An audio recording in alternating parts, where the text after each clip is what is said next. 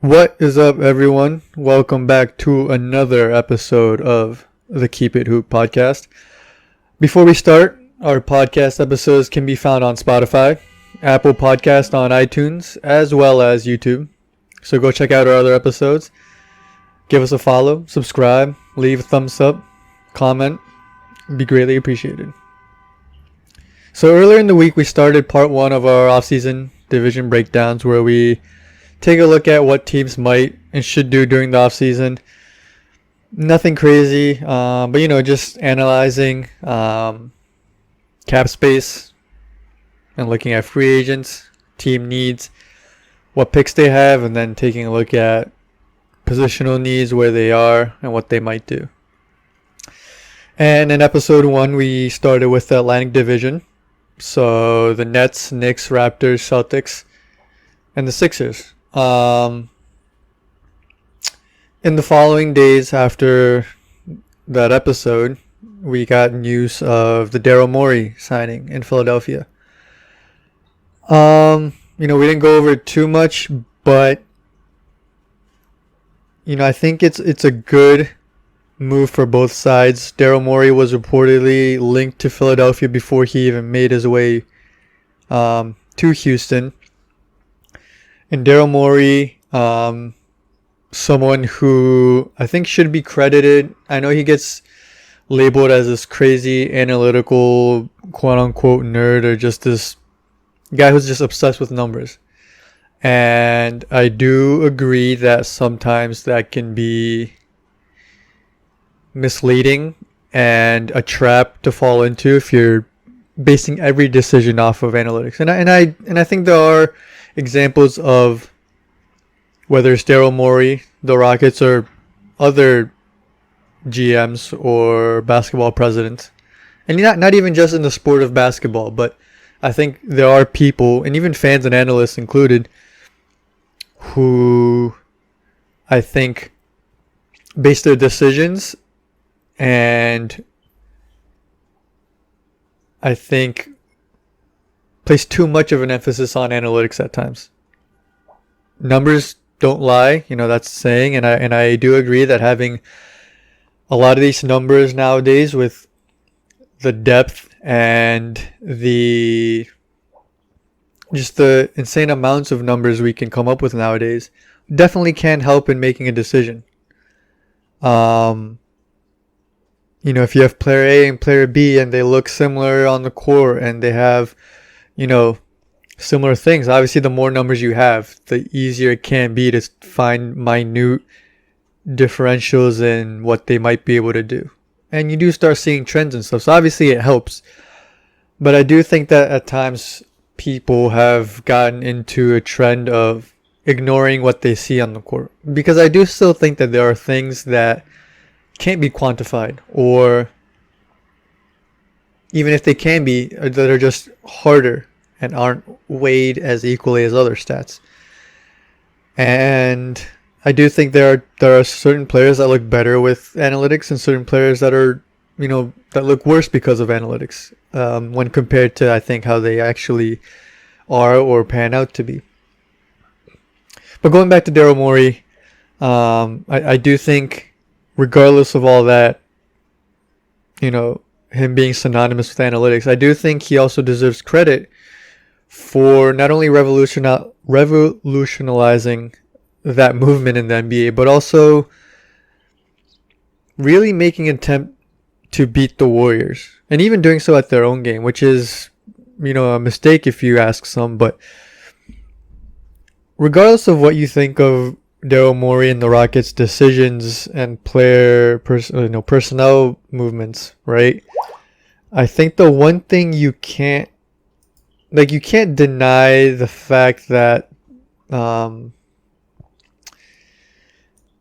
that team, along with Morey, definitely still tried to win, whereas a lot of other teams, besides obviously the Cavs with LeBron and a few other teams here and there, they really just started to, even if they weren't outright tanking, they were more in the process of planning 3 years down the line, 5 years down the line, getting draft picks, letting go of their veteran players. And I think Houston was so outright, and Daryl Morey was even vocal about this, about just saying, look, we think we can beat the Warriors, and then we're going to try to. And yeah, they had some collapses and some disappointments, but they weren't that far off if you go back and take a look. So I do think he deserves credit for that. Now, how he was able to do that, right? Second most trades in the NBA during the span that he was in Houston. Now, I bring that up because in first place are the Philadelphia Sixers. So again, I think it's obviously there's history there with him being linked to Philadelphia before he went to Houston. Obviously, Philadelphia's front office wants to win now. Daryl Morey wants to win.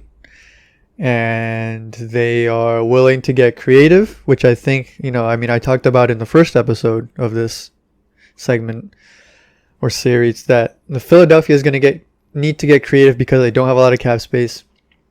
They have guys like Tobias Harris and Al Horford, who are still solid players, but with that contract, aren't going to be the easiest to move. And then you still have to figure out the whole Joel Embiid, Ben Simmons dilemma.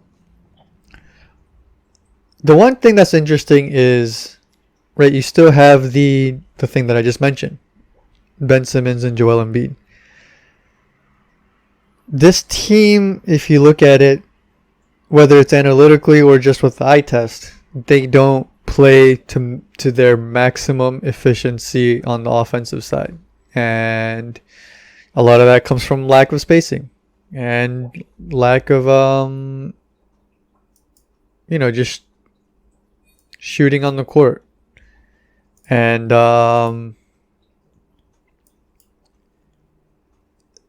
it's gonna be hard when, right? Because obviously Al Horford he can make open threes, but you wouldn't call him a shooter. Same thing with Embiid. Tobias Harris is more of a ISO, get his own kind of guy instead of a spot up shooter. Josh Richardson's a solid shooter, and Ben Simmons can't shoot. So this is very against what Daryl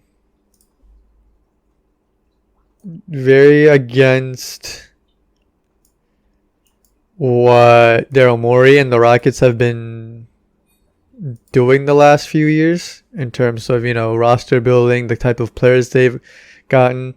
So, it's going to be interesting again to see how Daryl Morey is able to shape this roster into something. And maybe I doubt he highly just completely ditches that analytical, in the paint and threes only kind of offense.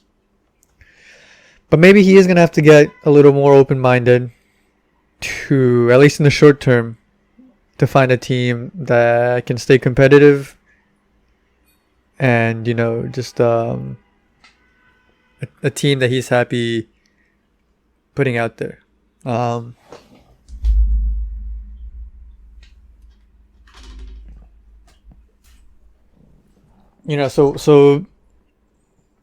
maybe it's using the draft picks. Maybe they can find a way somehow to get rid of Al Horford.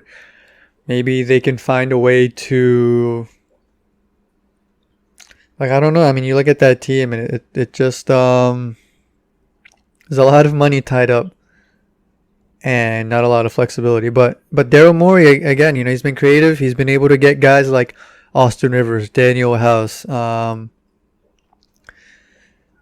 PJ Tucker wasn't the commodity he is now when they first got him, and they've been able to, he's been wonders, done wonders for that team. Morey's been able to find these guys that he can kind of fit, and guys like Ben McLemore as well, and obviously these guys aren't stars, but just guys that fit the system, and Morey was able to get those guys for pretty cheap, so. He's definitely not going to sit still. I think there will be moves. But I think it's going to be exciting to see how he's able to do that. So yeah, let's go into. Let's take a look at the Central Division. Right, we'll start with Milwaukee. Obviously, the top of that division. the big news is Giannis, right? Because this is his last year under contract as of now. And there's a lot of debate around if he makes it clear he's not going to re-sign, do they trade him? Obviously, the argument there is you want something for Giannis. You don't want to just give him up for nothing. The other side is you're never going to get equal value from Giannis, especially when he says he wants out. You have no leverage. Do you just play it out and hope that, maybe you can go get some pieces and then convince him to stay? Who knows, right? It's going to be difficult. Because Chris Middleton, okay, so you look at salary cap, right? Chris Middleton's actually the highest paid player on their team. So if you didn't know, it's not Giannis. Chris Middleton. And he's signed 2023-24, he has a player option, right? So could be up until 2023, could be up until 2024, who knows? But you have him for 3-4 more seasons. Eric Bledsoe signed last year, I believe. He's there for 3 more seasons. Brook Lopez, 3 more seasons. George Hill, 2 more. Ilyasova has 1 more. Robin Lopez has a $5 million player option. He's probably going to opt in. It's not decent money. He's going to be able to stay with his brother. Chance to win. DJ Wilson, 1 more year. DiVincenzo, 2 more years, with the second one being a team option. And Wesley Matthews as a player option. And then Thanasis Antetokounmpo, 1.7 for this year. And then you have a couple guys who are on the books but aren't on the team. So, in terms of financial flexibility, not a crazy amount, right? Because Wesley Matthews might opt out. He's getting 2.6. He's at a point in his career where he's gotten paid a decent amount. Had a few years in Portland and then kind of cashed out with Dallas. I do think, he's not the player he once was after the Achilles injury, but I do think he can get more than 2.7, 2.6 that he's getting paid now if he goes out into the open market. That being said, again, if he's looking at it as, okay, I've gotten my money, maybe I just want to win, maybe he does stay. I think he's a player that'll get more money or could get more money while also still playing on a contender. The 3-and-D guy, leadership, plays hard, plays off the ball. I think he's a guy that can get both of those things, like winning and staying competitive. So I actually think he leaves. So you only have about say Kyle Korver's coming off the books, Pat Connaughton's coming off the books, Sterling Brown's coming off the books, and Marvin Williams. Marvin Williams is retiring. That's $1 million. Let's say Wesley Matthews 2.6, so 3.7. Kyle Korver, I think they try to bring back. Let's say he ends up coming back. Because again, with Giannis, you just need more shooters, right? So I think, I think they do try to bring him back. I don't think Kyle Korver's market is teams are going to want him, but I don't think he gets a crazy amount of money. Pat Connaughton, I don't know what his market, value is. He's 1.7 was his rookie contract. Solid player, but, 27. It's not like you're banking on upside. I think he leaves. You give DiVincenzo more time. DJ Wilson, some of the other young guys that they've been kind of bringing up, I think just takes over for Pat Connaughton. And then, so you have the Marvin Williams coming off the books, right? So that's, even if Kyle Korver signs for like $3 million, right? So you have about, let me do some quick math here. You're gonna have about 2, 3, 4, 5, about 6, 7 mil, right? If they have the same amount of cap space or payroll that they had this past year. 7 mil guys you might be able to get. I mean, KCP was 8.9, 8.2 this past year, but he's going to get a bigger deal, and he's probably going to stay with LA anyways. Jay Crowder's a name. He's unrestricted. Miami probably tries to bring him back. Bertans is going to get more than the 7 mil he got this past year. Harrell's going to get more, obviously. Bellinelli might be a name they try to bring in just for the shooting and veteran presence. I think player option on Rodney Hood. He got hurt, so he's going to stay. Man, I mean, yeah, the free agency, obviously, after like the free agent class of last year is a huge letdown. You know, no offense to anyone who's a free agent this year, but it just isn't the same. And I think with what's going to be interesting to monitor, and not that we'll get a clear sense of this, but just to see if anything changes. You know, maybe some players talk about this, maybe they don't, but I do think with the instability of the league, when's it going to start, how long is it going to be, and just the world right now, you know, maybe players just go for more stability. Maybe they stay with the team, try not to move. It's going to be interesting to see if, you know, just the COVID situation and the climate of the world right now plays into, because I don't think we're going to have a crazy offseason anyways, because of, again, the free agent class isn't what it was last year, or some of those, you know, years whenever LeBron and those guys are in it. But so I do think it's gonna be a little bit more quiet. That being said, yes, I mean, I guess if you're Milwaukee, you try to look for you know, a guy like Marco Bellinelli, you know, Aaron Baines, maybe you can get another shooter. Justin Holiday, I think, would be a good fit in Milwaukee. You get some more 3-and-D, especially if you know, Wesley Matthews leaves. And Chris Dunn's a name you could go after. Obviously, he's not a shooter or much of an offensive player, but, you know, just to really shore up that elite defense. And then if you want a more athletic option next to Brook, or backing up Brook, you know, I know it's a player option, but a guy like maybe JaVale McGee could be looked at.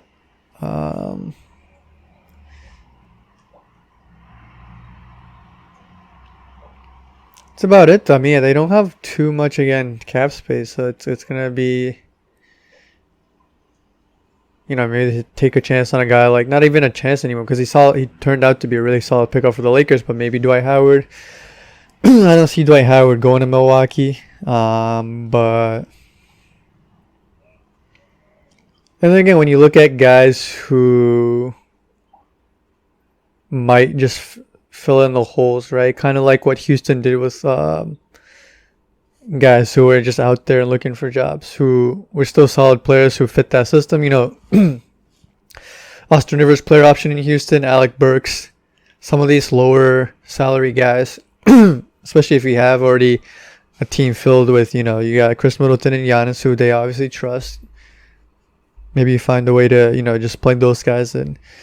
The big thing though with Milwaukee is, right, I mean, they do want to. They want to do something. They don't want to just sit still, because they want to make sure that Giannis understands that they're trying to win, and they're doing what it takes, or that they're trying to do what it takes to win. So, like, I don't think this ends up happening, but Chris Paul's a name that's been floated around.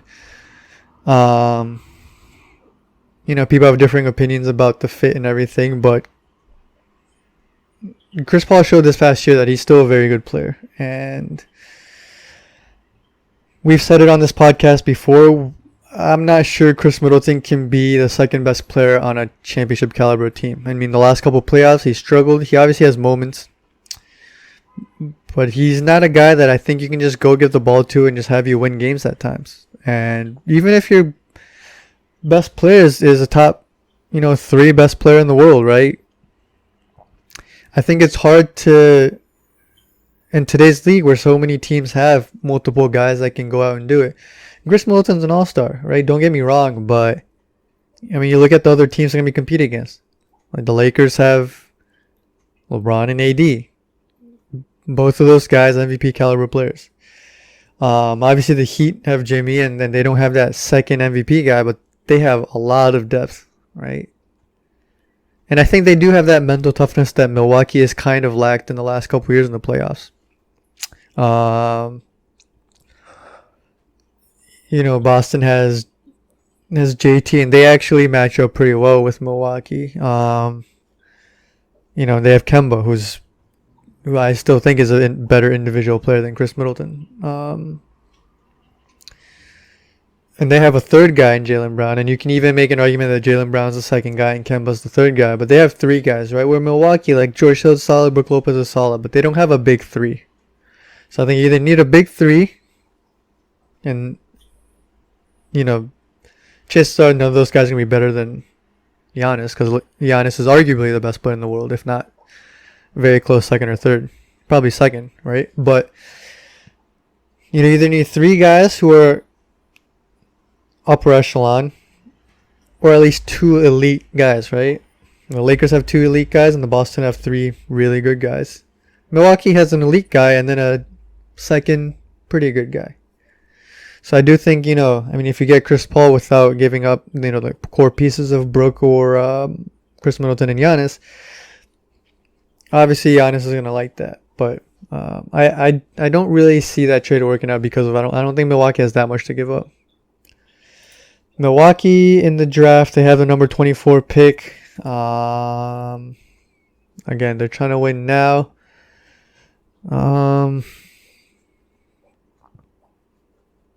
Maybe they take a chance on a guy like, maybe Kira Lewis out of Alabama. A bit more explosive than George Hill. Could give them a different kind of look.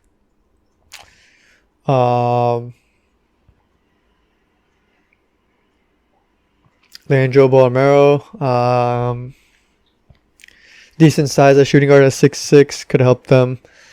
And you're looking at, Devon Dotson, sophomore point guard, I think could slot in backing up George Hill as well.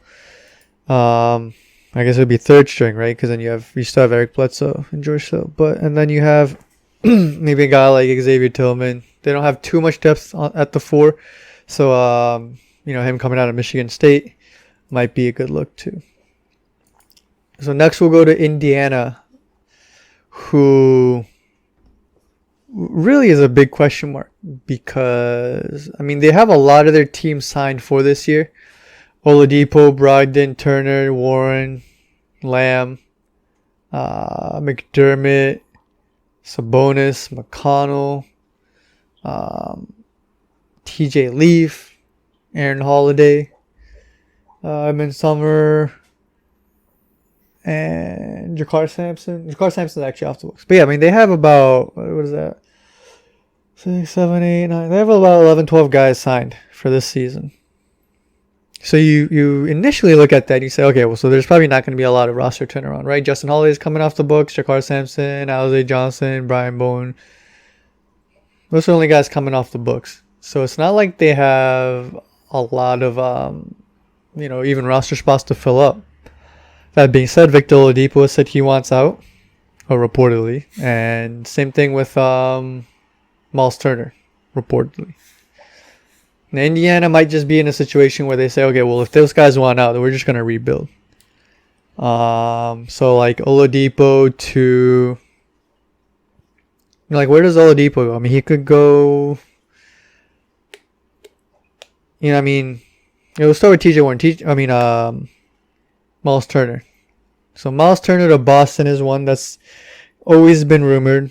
We've talked about this. Boston seems to always have an annual tradition where they're linked to Andre Drummond and Miles Turner.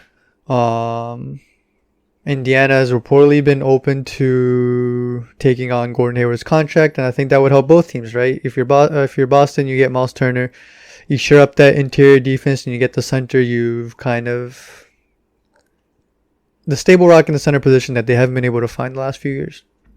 And Miles Turner, still 24, fits with their kind of win now, but also plan for the future movement. He's under contract, so they'll have control over him through 2023. And then if you're Indiana, you get someone who doesn't want to play there anymore out, and then you take on Gordon Hayward's contract, and then that gives you cap flexibility moving forward. Because Gordon Hayward's contract, while it costs more, finishes a lot earlier than Miles Turner's does. And then now Oladipo, Los Angeles has been linked. And then it just really any team that's looking for that star who's willing to pay him, because Oladipo doesn't want to get paid, right? He feels like he performed before, at least when he got hurt in Indiana, he was performing at a all-star, even above all-star level. Depending on what happens with Karis LeVert, a team like New Orleans, they're in a position where they're just able to acquire talent. Maybe you go after the Lakers have been linked to Oladipo. And I think LA seems like a possibility. If I'm Indiana, I break it up, right? Because Oladipo's only there one more year anyways. Might as well get something out of him. It's not like the Milwaukee situation where, like, if Milwaukee's able to convince Giannis to stay and they get him to stay, like, they're gonna remain contenders for sure. Whereas Indiana, you get Oladipo to stay, but even then, it's like, what is their ceiling? Again, they don't have a lot of cap space. Not too many trade assets. This is kind of the team they have. Right, and they're at their peak. If Oladipo's healthy and everybody stays, they're probably still a fourth seed. Maybe 3, right? Because let's say Milwaukee stays constructed as is. You have Milwaukee and Miami and Boston are the top 3, right? And then battling for 4th, 5th, 6th, whatever is Philly. Whatever happens to Toronto and I guess Indiana. But I don't think you can call them contenders. So unlike the Milwaukee situation, I think if there's that possibility of Oladipo leaving next year, which I think is pretty high, I think you just get something out of him. And again, if he's leaving, I think you just let go of Miles Turner. You build from scratch. I think Malcolm Brogdon's another player that you could find suitors for. I know you just signed him, but they signed him, I think. He's 27, so he's not old, but he's not young. And I think they signed him with the intentions of winning now. You let go of Oladipo. You let go of Turner. Let go of Brogdon. And when I say let go, I mean, trade. Now, obviously not just cutting them, but you find trade partners for them. You try to get draft picks. You take bad contracts. Maybe a team. I think the way he played in the bubble, TJ Warren's going to have suitors. Teams are always going to want a guy like Doug McDermott for his shooting. And I think they do end up keeping Sabonis. I think they do really like Sabonis because he showed last year all-star caliber, good player, still improving, and they have him under control through 2024. So I say, if I'm Indiana, I say, all right, look, Depot, we tried it out, didn't work, unfortunate. You ship him off to, because obviously even if you go to like the Pelicans, you're not getting Drew Holiday because he's a win now guy too. So you trade him to a team that can give you, right, like maybe LA can give you Kuzma and picks or something. I don't know, whatever team that can just give you the most assets. Because I think you're letting go of everyone mostly besides Sabonis for the most part. You just become in the mode of just talent acquisition. You get as many picks and as much talent as possible, and you worry about the fit. Everything later. Draft picks. They pick second round. Sorry, not second. Second round, 54th pick, right? So it's not like they have a lot of picks. Obviously, if you're letting go of Turner and or Depot, some picks are going to be involved, whether it's this year or next year. So it's hard to predict what they're going to do in the draft without knowing, right? Because if they do keep Oladipo and Turner, they say, all right, let's give it one last go, then there's a chance that they draft someone who's more of a sure thing. Try to get someone for now, or you just completely trade that 54th pick, because it's hard to get someone at the 54th pick who's going to come in and help you now. or ever. You know, sometimes it's just a gamble, right? So maybe you trade that 54th pick for a veteran or just some cap space, or maybe you trade the 54th and something else for a higher pick.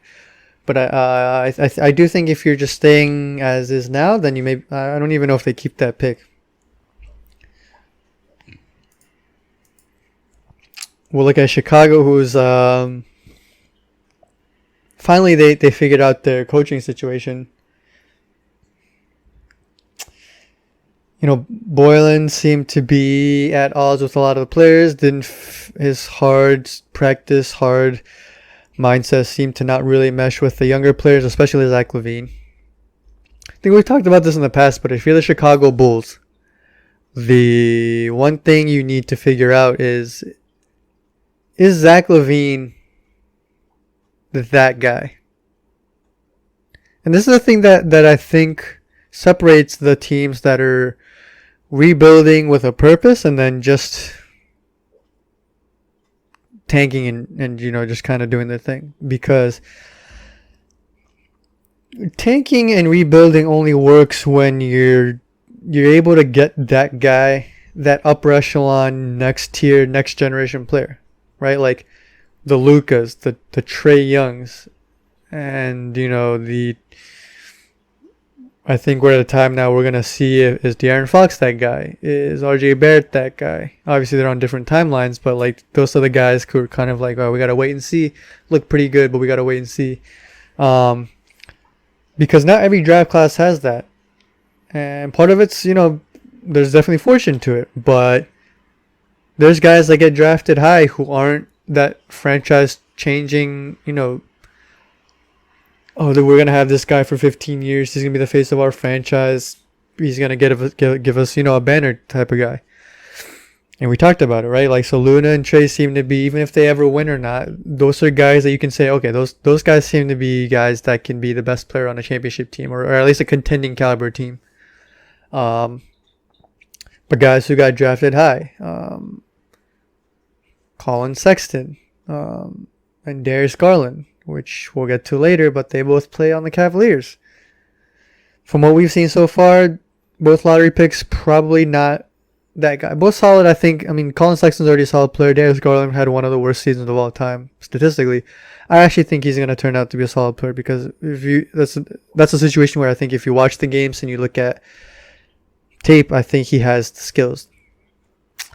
Now going back to Chicago, I think you have to find out if Zach Lavine is that guy. He can score. He can shoot. He came back from the ACL injury fine. He's very explosive, good scorer. But can he be that number one guy? And if you can't, then you have to find out if you want to keep him and try to get someone else, or just start rebuilding again. Otto Porter, he's going to opt into his $28 million contract this year. Good for him. He comes off the book next year. Zach Lavine, they have him under control for 2 more years. Thaddeus Young, they have for 2 more years. Satoransky, kind of solid season, $10 million. I think a pretty good deal. They have him for 2 more years. Cristiano Felicio, they have for this year. Chris Dunn, as we mentioned, comes off the books. Kobe White, they have obviously for 3 more years, rookie contract. I think they actually did a pretty good job. I don't know if he can be the franchise guy, but I think he's a very good point guard. Lauri Markkanen, so he's another guy where I think, this is last year in Chicago, at least on this current contract, and whether it was fair or not, because of the whole Kristaps Porzingis hype when he first got to New York, Markkanen, because of him being an international player, his height, being able to shoot, he was compared to Kristaps. Now, granted, Kristaps been injured the last couple of years. Markkanen never reached the heights that Kristaps did. Because when Kristaps was, before the injury, he was playing all-star level. He was an elite defender, which Markkanen isn't. Kristaps was an elite rim protector. And he was getting, his offensive game down. And Markkanen has shown glimpses of it, but he has not put it together, right? And he's had some injuries here and there as well. So, it's hard to say for sure because he's only 23, right? You say an NBA player's prime is like 26, 27 to like 29, 30. He's still 3, 4 years away from his prime, but I don't think if you could at least see the progression in the leaps, you'd be able to be satisfied. But I don't think Chicago front office or the fans have been pleased enough to really say, okay, we definitely want Markkanen to stay. So I think it's going to be a big year for both sides. Can Markkanen, carve himself out a role in Chicago, or at least get him, have a good enough season where teams spend money on him, right? Because he's going to be in the league, but it just depends how much his value is going to be. And for Chicago, you have to make a decision. Right? Is Zach Lavine and Markkanen two guys we can build around? I think the answer right now is no. I think those are guys you can build around someone else. And I think Chicago is still a place that has the lure of being able to bring in some free agents. So maybe, I don't know. I think that's something they have to decide. And then I think they kind of struck out with Wendell Carter, somehow became a worse defender coming into the league. Denzel Valentine, he is what he is. He's off the books. I don't think they bring him back.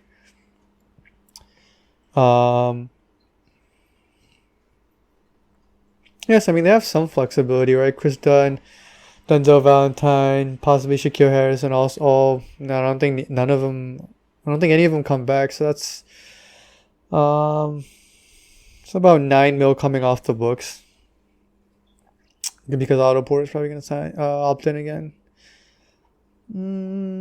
Yeah, I mean, I don't think there's too much you can do. I mean, they have cap space beyond that, but I mean, I don't know. I think they're at a point where, again, I think they just have to either take some risks on guys, or you just try to take on bad contracts for some picks. And do have the fourth pick, obviously. And it's going to be big to see if they can, again, find that guy they can build around. And this is where it comes back to being unfortunate because, again, this draft doesn't have the Zions or the Ben Simmons or the Kyries, the LeBrons, the guys that you can look at and be like, or even the John Morants, the guy you can look at and be like, all right, that's our guy for the next 10 years. I've talked about how much I'm a fan of Anthony Edwards, LaMelo Ball. But if they're happy with Kobe White, as I think they should be, right? So he's probably not getting LaMelo or Killian Hayes. Yeah, I think you actually could slot in LaMelo because if he drops to them, which I don't think he will, because I think either Golden State, which picks in front of them, Charlotte, who also picks in front of them, or a team like the Knicks again that we talked about, might trade up and take LaMelo. I don't think LaMelo drops to 4. But I think he could slot in next to Kobe because Kobe's more of a scoring guard. I don't think you go Killian Hayes. I think Denny's off the board. I mean, I think Denny would be a great fit there, but maybe they just go Obi Toppin, right? Because then Obi, obviously you have the power forward. The dilemma with Markkanen already being a 4, and then you also have Wendell Carter who's 4-5. Obi's probably going to be a 4 in the league, so you have kind of a jam there. But maybe again, if you're the Bulls, maybe you just at that situation we just take as much talent as possible. Or I think what would make sense, people have him going a little bit lower in the draft, but going with Okongwu out of USC. He's kind of a Bam prototype, just being the athletic, kind of being able to do a little bit of everything. Athletic freak center out of USC. Maybe you kind of just give up, not fully, but you get someone who can slot in if Wendell Carter doesn't develop. And I think so. Yeah, I mean, I think you go either Obi, Okongwu. Devin Vassell, I think, fits every NBA team just because, again, it's 3-and-D, doesn't need the ball, athletic, wingspan, versatile defender. I think he would slot in perfectly. He would be your next Otto Porter once he inevitably leaves after, taking the $28 million. But none of those guys I listed are guys, I mean, at least from what we've seen in college and um, from the assumption is just that none of those guys are franchise changing, MVP caliber players. And again, anything can happen, right? Nobody thought that would be the case for Dame Lillard or Jimmy Butler, right? Or Kawhi Leonard. Things can obviously happen, but if you're just looking from, predictions, right? None of those guys seem like, oh man, like if Chicago gets that guy, they're set. They're at least in the right direction. Because I think there's just so many question marks with that team. But I think, yeah, besides the number 4 pick is going to be big, but they are going to ultimately need to figure out, or they finally got the coach. Maybe they wait to see if Billy Donovan can make it work with Lavine and Markkanen. But they have to stay healthy, and then 2, they have to figure out what they want to do with those guys. So now we'll go to Cleveland. Sorry, it's Cleveland, who we just talked about. And their, let's say, backcourt dilemma. 2 young guys with upside and potential.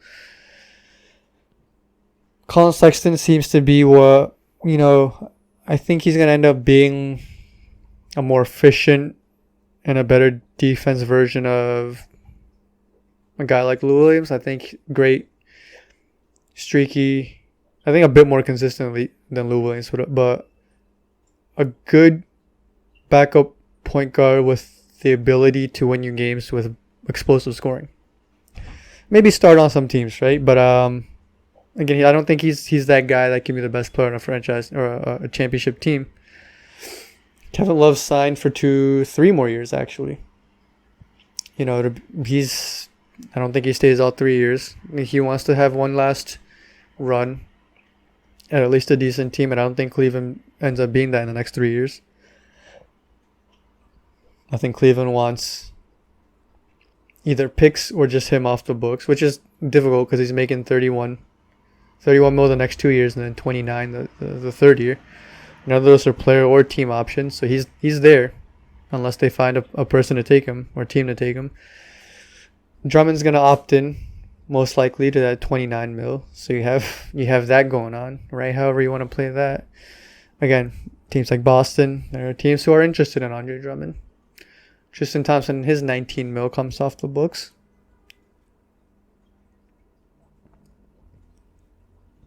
Larry Nance is there, 11 mil, almost 12. Dellavedova's 10 mil or 9 mil coming off the books. Dante Exum, he's there. Darius Garland's there, obviously. Colin Sexton's there, obviously. Cedi Osman there for about 8 mil the next couple years. I mean, he's actually playing pretty solid. Zizic is off the books. Alonzo McKinney's there. Kevin Porter, who I think is actually going to be a solid player. One of the better pure scorers from last year's draft. The game comes to him easy. Obviously, he still has a lot of things he can work on, can get more efficient. I think he can become a better playmaker and obviously defense. But I do think for where they got him in the draft, I think it was a steal, to be honest. And they have Jordan Bell coming off the book. So that's 312. What's about 30 mil coming off the books? But, and I don't want to sound like Joakim Noah, but who wants to go to Cleveland? And there's no disrespect to the city, but even if you just look at the Cavs, like who? It's a team that isn't heading anywhere. It's a team that's going to have Kevin Love and Andre Drummond in the front court. You can say Drummond's still in his prime, but 2 guys that don't necessarily fit well. Right, and granted, Kevin can space out, be the corner 3 guy if they like LeBron made him. Drummond can be inside, and Drummond can cover up some of Kevin Love's defensive deficiencies. But then you're going to have Kevin Love guarding 4s out there, and you have 2 guards who don't want to pass a lot.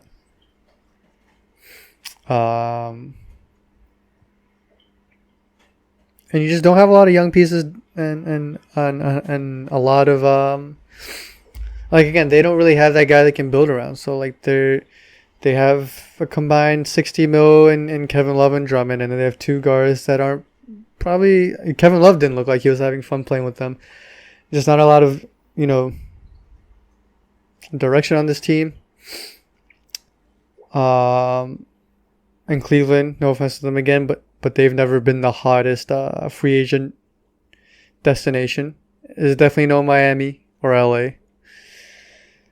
So yeah, I think you just really have to. You might just have to overpay someone. A lot of these small market teams are just teams that are struggling to compete. Often need to overpay to get players to come to them, and I think that's going to be the case. If you look at 30 mil coming off the books, even if they don't spend that all on one player, right?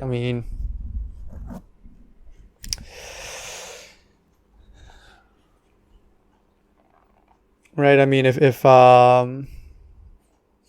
If the Celtics want Drummond, then Gordon Hayward might be involved. So I know you still have cap space after that, but that's the guy that might be coming to Cleveland.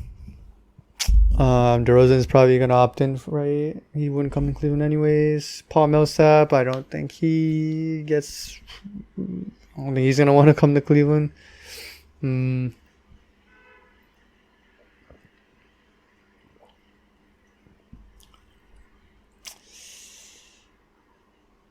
I don't think Gallinari's gonna. He wants to win.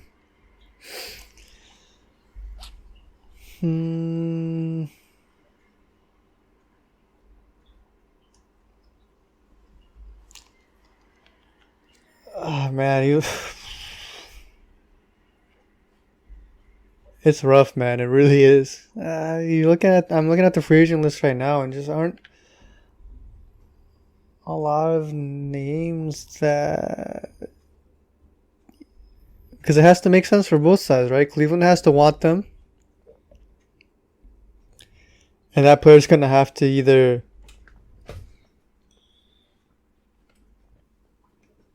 want to come to Cleveland, which is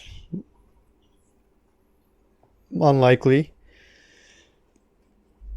and they're gonna have to be someone that prioritizes money over winning, most likely, right?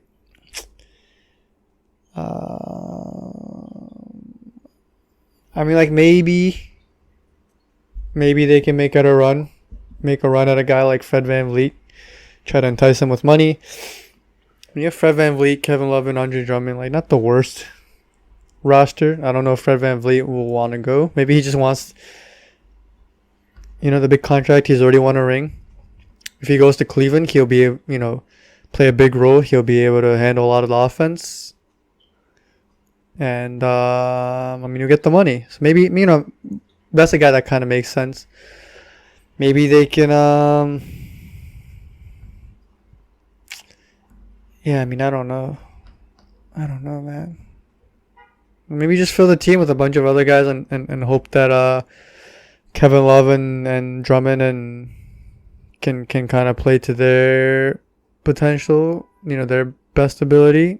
Obviously, Kevin Love's not going to be, his Minnesota or his best self, and then you just hope that Garland and Colin Sexton continue to grow. So maybe just fill out the roster with guys like,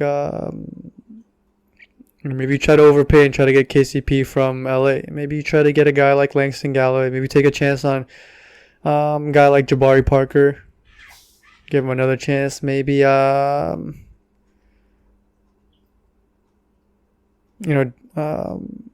the Jeff Teagues and the Batoons. Maybe just fill the roster up with some guys who might come for the money, and just hope that the guys you do have continue to grow. Kind of bleak though, right? Again, free agency is hard for Cleveland, and they don't have like that LeBron guy, right? They don't have that LeBron guy to convince other guys to come. They do pick 5th in the draft though, and I think the most common one in mock drafts and the one that makes the most sense is Obi Toppin. Yes, he's a 4. Yes, they have Kevin Love and Drummond, but they might not keep those guys for very long. And let's say they are happy with Colin Sexton and Darius Garland, at least for now. I don't think they're gonna get again Edwards, Denny, or LaMelo, and I don't think there's any other guards after that that are more enticing, maybe as enticing. But if that's the case, then why take another guard? If because Obi seems like a pretty sure thing. I don't think he's gonna be a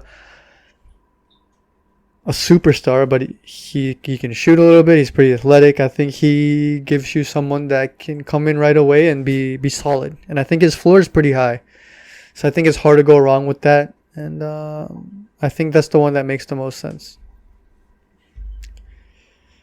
Go to Detroit, which is, unfortunately for Detroit fans, another team that really seems to have a lot of questions. Like, what are they doing? Which direction are they going in? They have Blake Griffin for 2 more years, with the second one being a player option. And he's getting 36 and then 39 mil next year. So very likely he opts in. Brandon Knight's 15 mil coming off the books. Tony Snell's 12 mil as a player option. He probably opts in. John Henson's 9 mil coming off the books. Langston Galloway's 7.3 coming off the books. They have Derrick Rose for another year, who has been pretty closely linked to the LA Lakers for good reason. Rondo was solid for them, but when he was injured, and especially in the regular season, even when he wasn't injured and he was just kind of playing subpar basketball, the big thing that the Lakers needed was playmaking. And the guy that can hit the ball, the guy that can break down the defense, get in the paint. And Derrick Rose has been a very solid player the last couple of years. And if Detroit is looking to, rebuild, which if they're smart, whether they tell the fans or not, I think is what they should be doing. Right? And hopefully you can either move Blake Griffin, or even if you can't, you kind of just hold him. And then you kind of just prepare for when he leaves. If that's the case, even if you have Derrick Rose for this year, I think you trade him. I think LA's, again, is the most likely landing spot. Luke Kennard, who was actually, having a really solid season last year before he got injured. They have him at 5 mil. Thon Maker's off the books. They have Sekou Doumbouya, they just drafted out of France last year. And then they have Christian Wood coming off the books. Christian Wood came out of nowhere. A very good player last year. He's someone that I think will be highly coveted by a lot of teams. If you're Detroit, I think you do whatever it takes to keep him, because, again, besides Blake Griffin, who is on the backside of his career, and D Rose, who's probably gonna be out of there either through trade this year or next year for sure. You don't really have a lot of bright spots on your team to build around, right, for the future. I think Luke Kennard is solid, and I think Sekou is someone you keep, obviously, with the lottery pick last year. And then I think Christian Wood is someone you can somewhat build around. And obviously he's not not a superstar, but I think he's a very solid piece to have for the future. So I think they have to do whatever it takes to keep him. They have money. It's not like they're paying a lot of guys. And then, you have guys like Bruce Brown, Justin Patton still on the team. But you do have, between Brandon Knight, John Henson, Langston Galloway, and Thon Maker, that's about 35 coming off the books. And then I think if you're Detroit, I think you do try to keep Christian Wood. They have the 7th pick. If Obi Toppin drops to them, I think it makes a lot of sense there. Christian Wood and Obi Toppin gives you a lot of athleticism and versatility. Devin Vassell, another guy we keep bringing up for good reasons, because he's just 3-and-D, fits in everywhere. Gives you kind of a second option if Luke Kennard either gets hurt again or leaves.